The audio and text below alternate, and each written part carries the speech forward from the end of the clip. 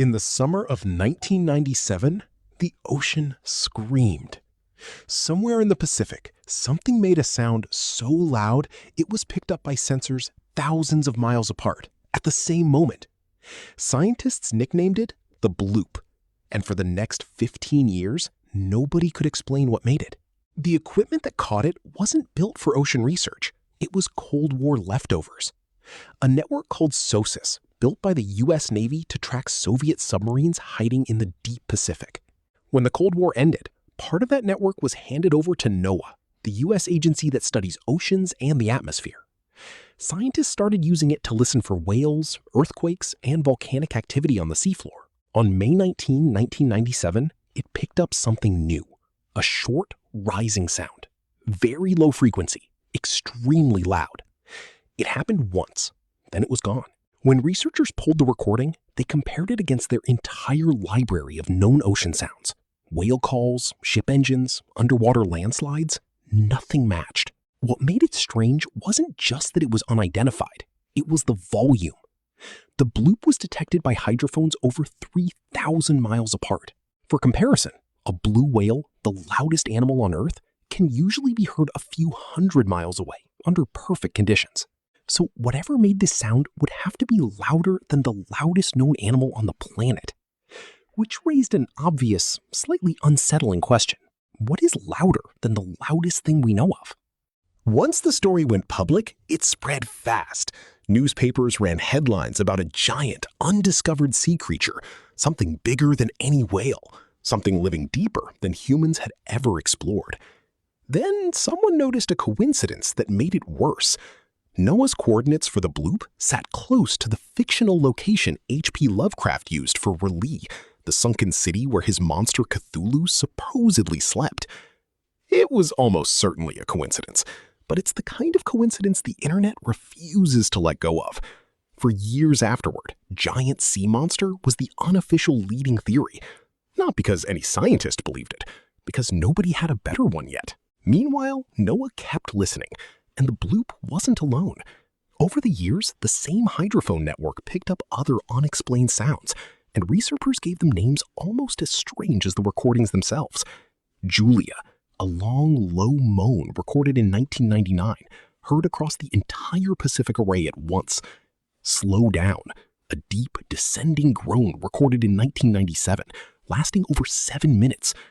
Upsweep, a rising sound detected almost continuously since 1991 that seemed to get louder every spring and autumn. Each one made headlines. Each one triggered its own wave of sea monster theories online. But scientists had a competing hypothesis from very early on, and it had nothing to do with animals. Ice, specifically Antarctic ice. When massive ice shelves crack apart, collide, or scrape violently along the ocean floor, they generate enormous underwater shockwaves. Events like this are called cryoseisms, or icequakes. Icequakes can be brutally loud enough in theory to travel thousands of miles through deep water, which carries sound far more efficiently than air does. The problem in 1997 was proof. There simply weren't enough hydrophones near Antarctica yet to confirm it. Scientists had a strong hunch, but not enough data to close the case. That changed over the next decade. NOAA expanded its network, adding new listening stations specifically near Antarctica to monitor ice activity. Slowly, those stations started recording ice-generated sounds that matched the bloop's signature almost exactly. Same rising shape, same duration, same intensity range. In 2012, NOAA officially closed the case. Their conclusion? The bloop was almost certainly the sound of an icequake, most likely a massive slab of ice cracking off the Antarctic coastline. No sea monster, no undiscovered species, just ice breaking under its own weight in one of the most remote places on Earth. For a lot of people online, that answer felt like a letdown. A mystery that had inspired Krakens and Lovecraft jokes for over a decade turned out to be a natural, if massive, geological event. But here's the part that actually makes the story more interesting, not less. Before this was solved, humans could detect a sound crossing 3,000 miles of open ocean. But for 15 years, we couldn't identify what caused it or exactly where it came from.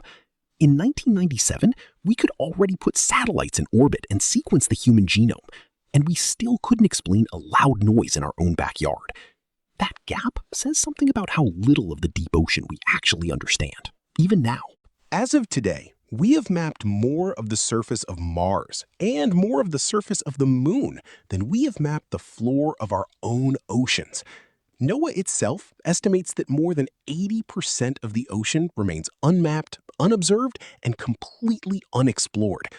We have sharper images of the far side of the Moon than we do of most of the Mariana Trench, the deepest place on Earth, a few miles below the surface of the same planet we live on. And hydrophone networks built for entirely different purposes still catch strange sounds every year that nobody can immediately explain. Most turn out to be ice, or seismic activity, or ship traffic, or animals researchers simply hadn't cataloged yet. But some of those recordings sit in a folder, unexplained for years, sometimes for over a decade, exactly like the Bloop did. It's worth remembering that the mystery wasn't solved by some brand new deep-sea submarine or advanced monster hunting expedition.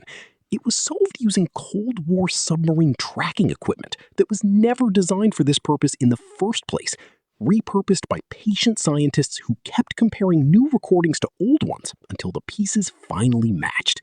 Which raises a strange thought. Some of the biggest scientific mysteries alive today aren't happening in outer space or in some hidden lab. They're happening a few miles below the surface of an ocean most of us fly over and never think about again.